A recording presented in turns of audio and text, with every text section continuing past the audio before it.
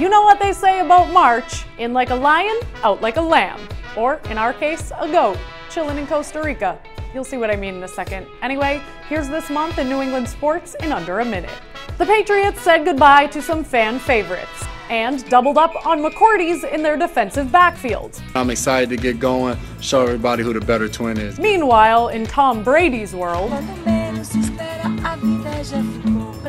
pretty much every Celtics player got injured. We do need to be healthy, there's no question about it. Some kid named Ryan Donato became the Bruins' newest phenom. Donato, he scores! And Zdeno Chara turned 41 and then got a one-year contract extension. I'll be always pushing myself to be better. The Red Sox entertained themselves during the dog days of spring training. Hi, once again, Jim Buchanan. Rack.